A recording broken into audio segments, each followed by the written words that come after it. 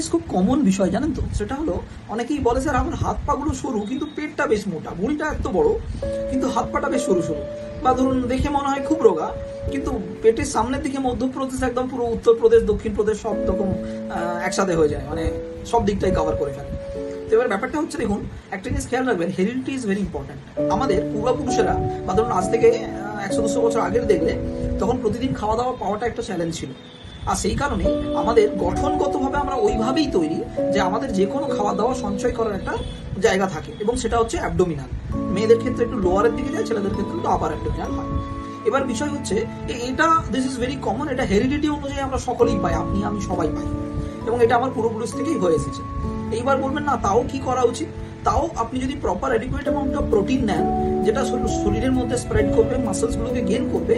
এবং তাতে করে কি হবে কিছু এক্সারসাইজ রেগুলার ফুল বডি করা যায়, যে কোনো পার্টিকুলার একটা মাসলসে নয়, পুরো ফুল বডি সাথে সাথে অ্যাবডোমিনালে একটু এক্সট্রা করে,